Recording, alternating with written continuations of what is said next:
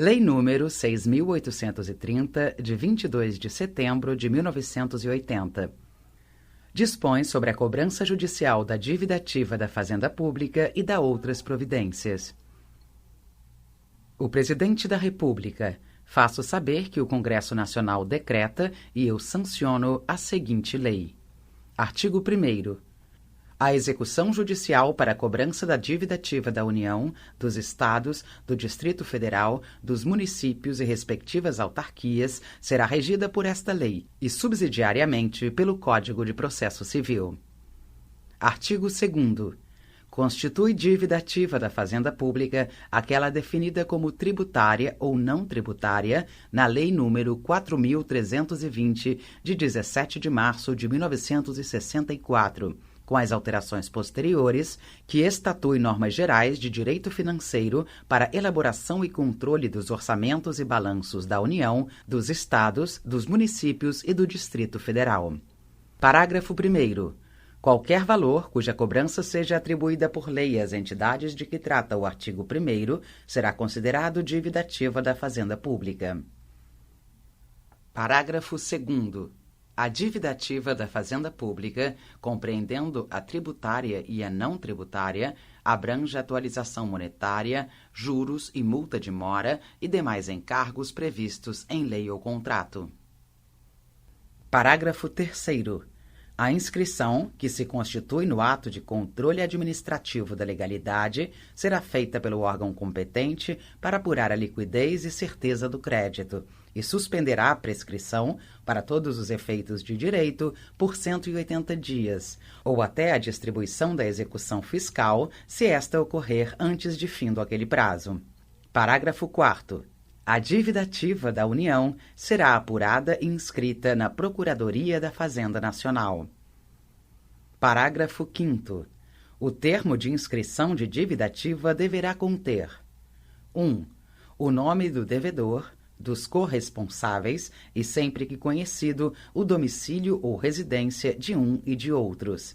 2. O valor originário da dívida, bem como o termo inicial e a forma de calcular os juros de mora e demais encargos previstos em lei ou contrato. 3. A origem, a natureza e o fundamento legal ou contratual da dívida. 4. A indicação, se for o caso, de estar a dívida sujeita à atualização monetária, bem como o respectivo fundamento legal e o termo inicial para o cálculo. 5. A data e o número da inscrição no registro de dívida ativa. E 6. O número do processo administrativo ou do auto de infração, se neles estiver apurado o valor da dívida. Parágrafo 6º. A certidão de dívida ativa conterá os mesmos elementos do termo de inscrição e será autenticada pela autoridade competente. Parágrafo 7º. O termo de inscrição e a certidão de dívida ativa poderão ser preparados e numerados por processo manual, mecânico ou eletrônico. Parágrafo 8º.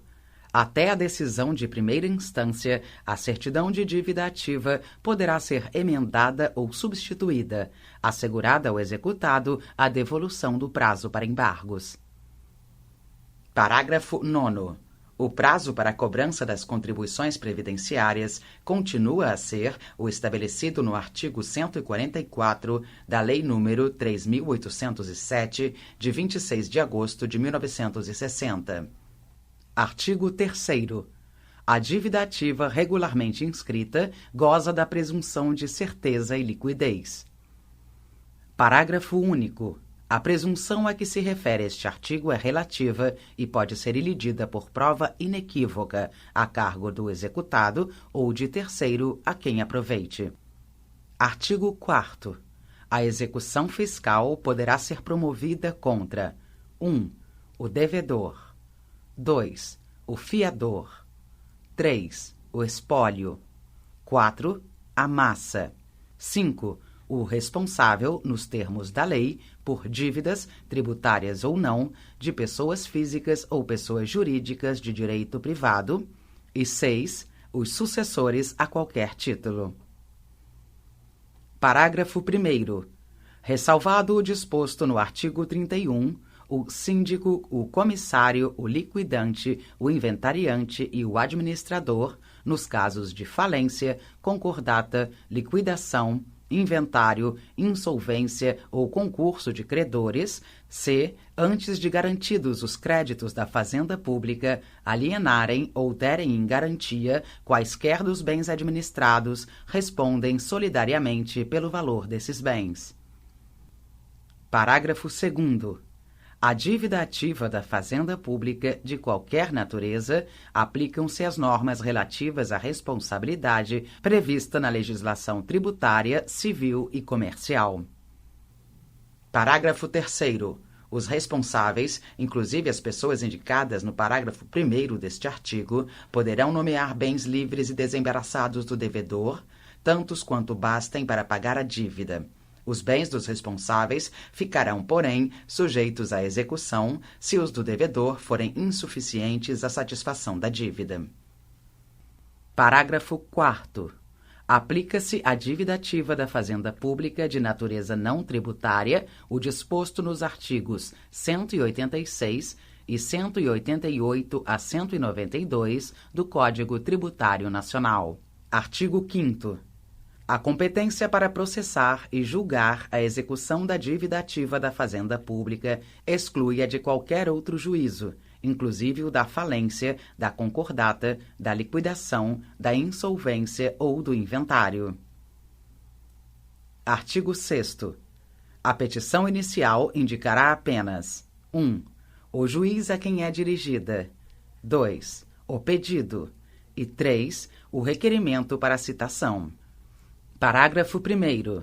A petição inicial será instruída com a certidão da dívida ativa, que dela fará parte integrante, como se estivesse transcrita.